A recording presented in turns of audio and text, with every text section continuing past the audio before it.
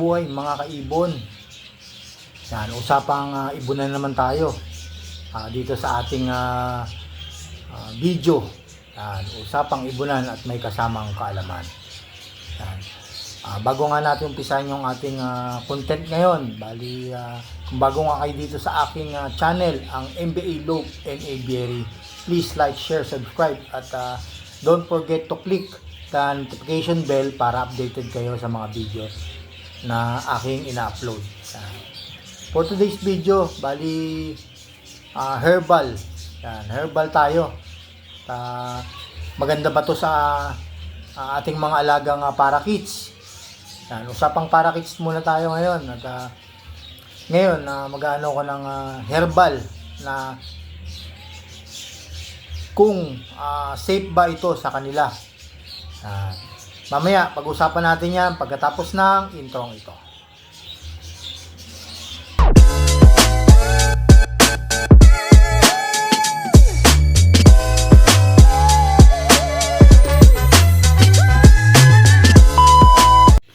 Welcome back mga kaibon. Yan, dito sa MBA Lope and Aviary. Yun nga, gaya nga ng sabi ko ganina, ang herbal plant na para sa parakeets. Yan. Ito madali lang naman to kung may mga tanim kayong mga gantong oregano. Yan, sa mga tabi-tabi o kaya sa kapitbahay. Pwede na kayong pwede kayong humingi. At mabisang talaga to, herbal. Herbal plant na pwedeng-pwede nga sa ating mga alagang parakeets. Yan. Siyempre nga, safe at beneficial ang oregano para nga sa mga parakeets natin, tulad ng budgerigar or budgies. Yan. Itinuturing na isa sa pinakamahusay na herb na maraming binibigay sa ating mga alagang parakeets. Yan. Hindi lang sa parakeets, pwede rin yan sa ibang ibon, tulad ng African lovebirds. Yan. Tapos pwede rin siya sa kakatail. Yan. Ano nga ba ang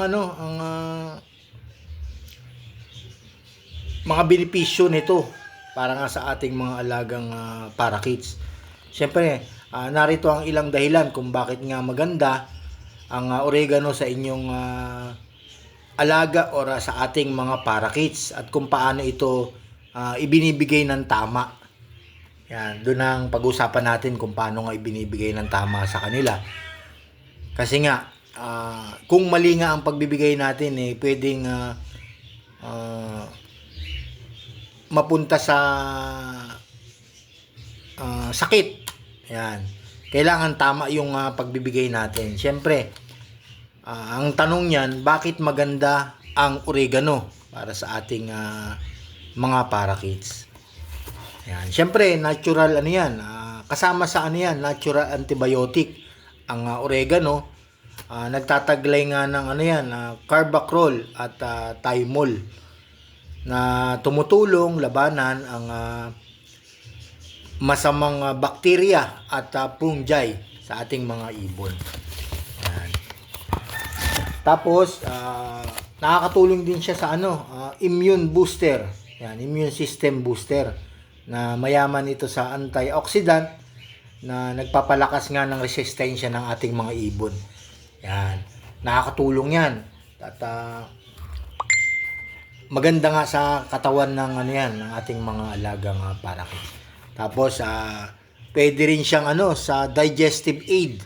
Yan, nakakatulong sa sa pagpapabilis ng maayos na pagtunaw ng pagkain. Yan, yung mga kinain nila, nakakatulong to, yung oregano na yan, sa mabilis na pagtutunaw ng kanilang kinain. Kasi nga, pag hindi nga sila natunawan, ay possible talaga na magkakasakit sila or pwedeng mamatay. Yan. Kaya iyang oregano ay isang tulong na mabilis na makapagpanunaw ng kanilang mga kinain. Siyempre, doon naman tayo sa sa paano nga ito ibinibigay sa ating mga alagang parakeets. Yan. Siyempre, kailangan tama nga ang pagbibigay natin.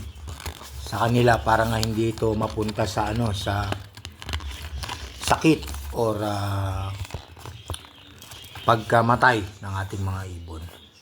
Yan, syempre number 1, kumuha tayo ng fresh leaves.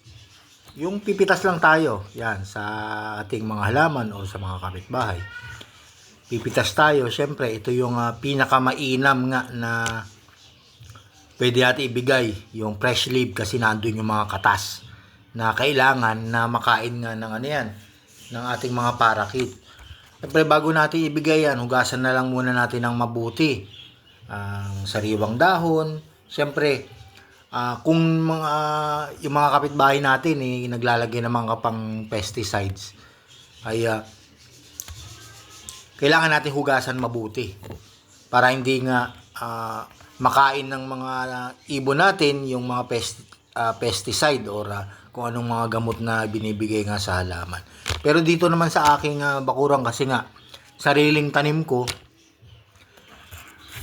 ay wala akong binibigay na na nilalagay na mga pesticide sa aking mga alagang halaman. Yan, kasi nga fresh water lang talaga ang dinidilig ko diyan sa kanila, at talagang mayayabong at matataba, kasi nga dahil nga sa lupa na pinagtataniman nila ay masagana at mataba nga yung lupa. Syempre pagkahugas na, pwede nating ilagay sa yan, sa loob ng cage nila, or pwede rin na i-chop ng maliliit, at pwede nating ihalo sa kanilang soft food. Yung soft food na gagawin natin, pwede nating ihalo. Yan, meron akong ginawang video kung paano nga ako nagbigay ng soft food at kung paano ko ginawa. Diyan sa aking video, pahanap na lang. Kung ano nga yung ginawa kong mga soft food, kung paano ito ginawa. Yan. Tapos yun, pag nakagawa nga kayo nun, soft food, pwede nyong ibigay na or ihalo sa soft food at ibigay nyo sa alaga nating mga ibon. Yan. Pwede rin sa mixed veggies. Yan. Pwede ilagay yan. Tapos doon naman tayo sa number 2, na kung paano nga natin binibigay.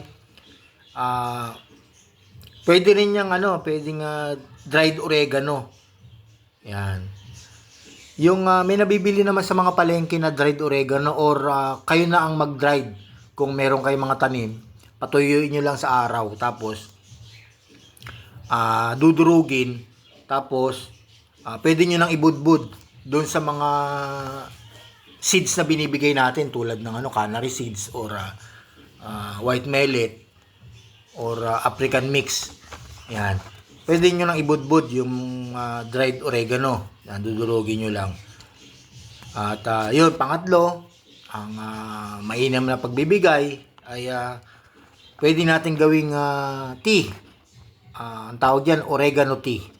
Yan. Ang paggawa nga ng oregano tea ay kuha tayo ng mga dahon, tapos pakukuluan natin. Gamit natin yung malinis na tubig. Tapos pwede na natin ipainom sa ating mga alagang parakeets. Yan, syempre bago natin ibigay sa sa alaga natin parakeets, palalamigin muna natin yung pinakulo natin na oregano tea bago natin ibigay sa kanila. Tapos kailangan ay 5 hours lang natin ilalagay sa cage, kasi nga napapanis yan yung oregano tea. Palitan na natin ng plain water. Yan, mas maganda ang pagbibigay niyan kung magpakain muna kayo, alisin niyo muna yung tubig, magpakain muna kayo, tapos pag naubos na yung kinakain nila, saka kayo maglagay ng ng oregano tea. Siguradong iinom yan at pasok sa kanilang katawan yan. Kasi pag naglagay na kayo kaagad, ay hindi mo na nila papansinin yan. Oo, kailangan, kasi akong dito, ginagawa ko dito, inaalis ko lahat yung mga tubig sa kanilang cage, tapos pakain lang ako. Tapos na maubos na yung pagkain nila, alisin ko na yung patukaan, ililipat ko naman yung ilalagay ko na yung tubig na aking nilagay, or oregano tea. Yun, makikita nyo talagang uhaw na at mauubos nila yung nilagay yung tubig or oregano tea. Yan. Tapos, siyempre, hinay-hinay nga lang yung pagbibigay niyan sa ating mga ibon. Huwag nating gagawing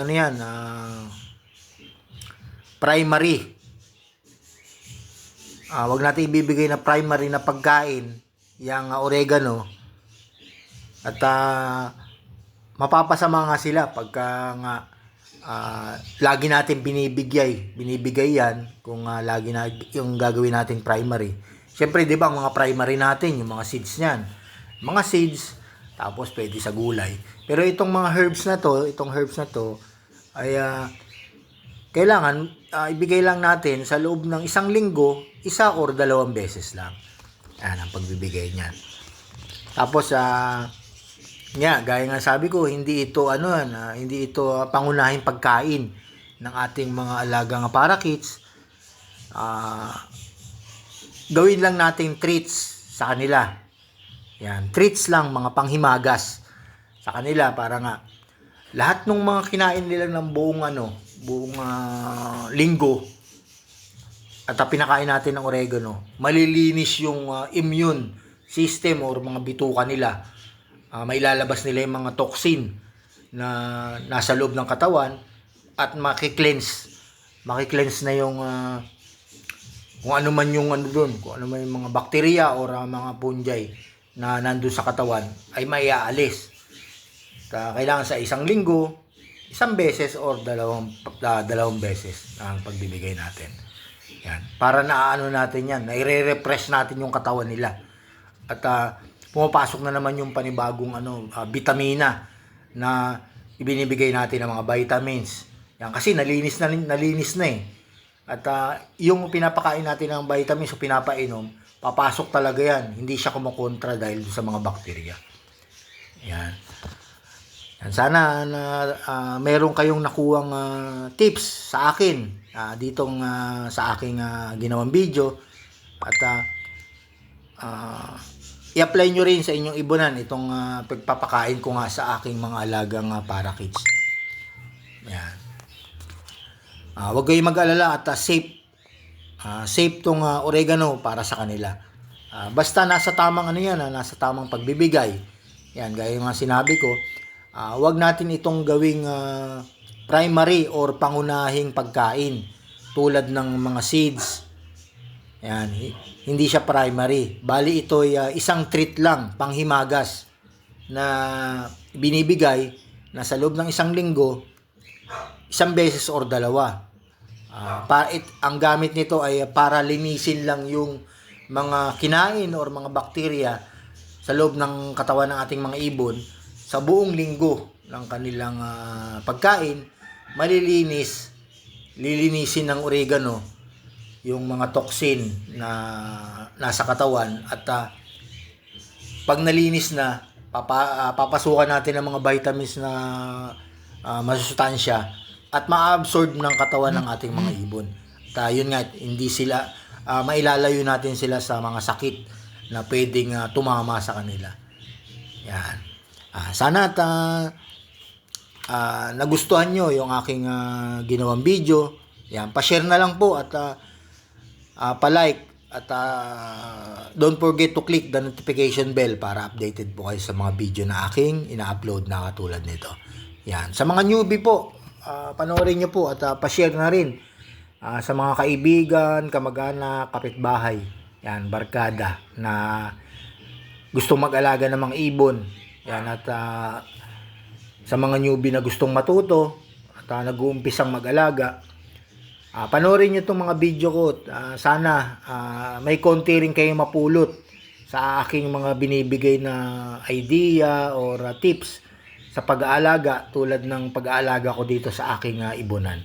Yan, hanggang dito na lang mga kaibon at pa-share na rin po at maraming salamat po sa inyong panonood at pakikinig ng aking ginawang video. Yan, happy breeding mga kaibon!